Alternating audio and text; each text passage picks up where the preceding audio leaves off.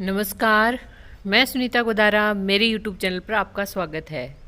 आज हम कक्षा 9 पुस्तक क्षितिज के काव्यखंड में राजेश जोशी की कविता बच्चे काम पर जा रहे हैं का अध्ययन करेंगे। चलिए सबसे पहले हम जानते हैं इनका जीवन परिचय। राजेश जोशी का जन्म सन 1946 में मध्य प्रदेश के नरसिंहगढ़ जिले में हुआ। इन्होंने शिक्षा पूरी करने के बाद पत्रकारिता शुरू की।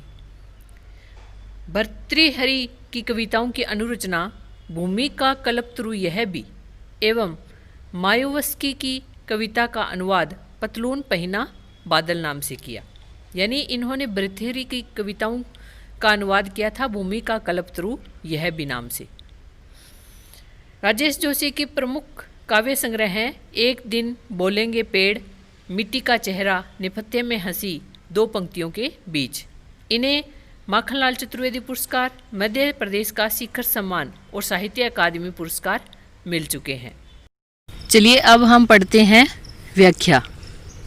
बच्चे काम पर जा रहे। इन पंक्तियों में कवि राजेश जोशी ने हमारे समाज में मौजूद बाल मजदूरी की समस्या को दिखाया है और हमारा ध्यान इस समस्या की ओर आकर्षित करने की कोशिश की है। कवि यहाँ क्या कह रहा है? कोहरे से ढकी सड़क पर बच्चे काम पर जा रहे हैं सुबह सुबह। कवि कह रहे हैं कि जब चारों तरफ कोहरा छाया हुआ है, सड़कें भी कोहरे से ढकी हुई है, तो इस समय इस ठंड के मौसम में छोटे छोटे बच्चे जो हैं वो कोहरे से ढकी सड़क पर चलते हुए अपने अपने काम पर जा रहे हैं, सुबह सुबह जा रहे हैं। यानी कोई कहीं लगा हुआ है, कोई चाय की दुकान पर लगा हुआ है, कोई कारखाने में लगा हुआ है। इस तरह से जब इन बच्चों के पढ़ने लिखने की उम्र है, इस उम्र में वो काम पर जा रहे हैं। बच्चे काम पर जा रहे।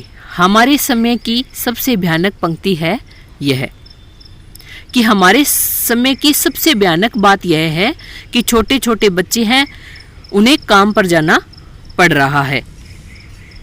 और इस बात को हम बड़ी ही सरलता से कह देते हैं, लेकिन कवि क्या कह रहा है? भयानक है इसे विवरण की तरह लिखा जाना।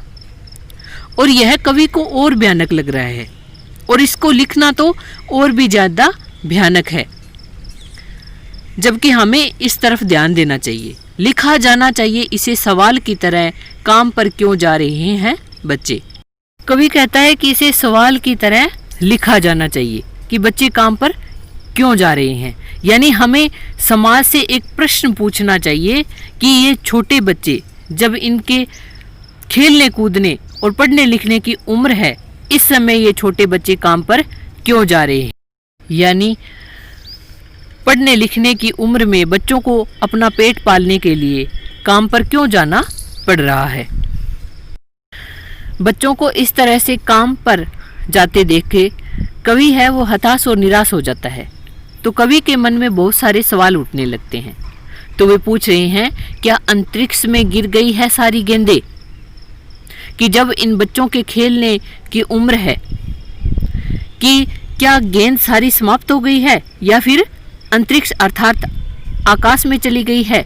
क्या दीमकों ने खा लिया है सारी रंग बिरंगी किताबों को?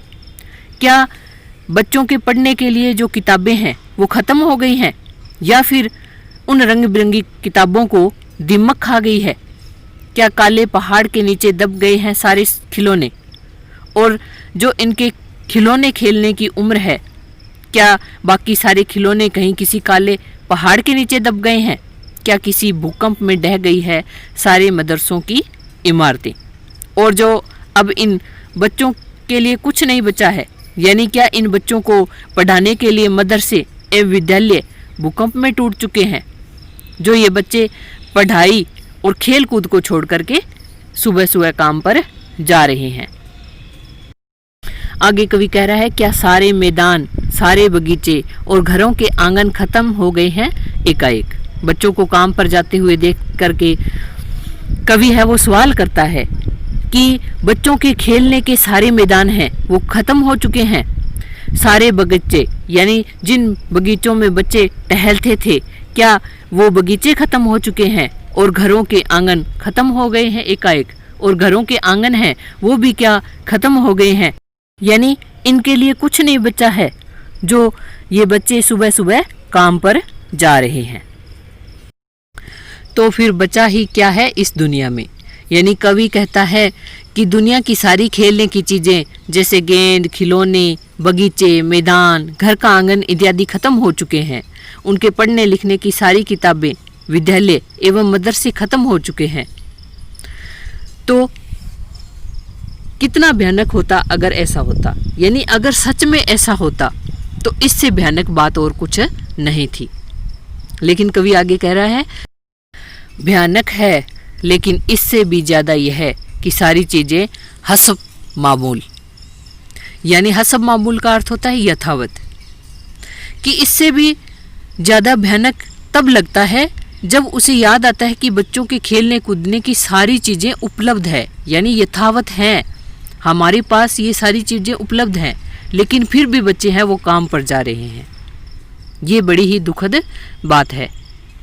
आगे कवि कह रहा है पर दुनिया की हजारों सड़कों से गुजरते हुए बच्चे, बहुत छोटे छोटे बच्चे काम पर जा रहे। यानी कवि को पहले लगता था कि दुनिया में बच्चे काम पर इसीलिए जा रहे हैं कि इनके खेलने कूदने की, पढ़ने लिखने की सारी चीज़ें हैं वो ख़त्म हो चुकी है। लेकिन कवि जब फिर दुनिया की तरफ देखता है तो उन्हें लगता है कि सारी चीज़ें पढ़ने लिखने की है, चाहे वे खेलने कूदने की है, इस दुनिया में भरी पड़ी हैं। लेकिन उसके बाद भी पर दुनिया की हजारों सड़कों से गुजरते हुए बच्चे बहुत छोटे छोटे काम पर जा रहे, कि इन सब चीज़ों के उपलब्ध होने के बाद भी छोटे छोटे बच्चे हैं वो दुनिया की हजार हजार सड़कों से चलकर अपने अपने काम पर जाने के लिए विवश हैं। तो कवि हम सब के सामने ये प्रश्न रखता है कि काम पर बच्चे क्यों जा रहे हैं। तो आशा करती हूँ आपको ये वीडियो अच्छी लगी होगी। अगर अच्छी लगी है तो मेरे चैनल को सब्सक्राइब करें, लाइक करें और शेयर करना ना भूलें। Thank you.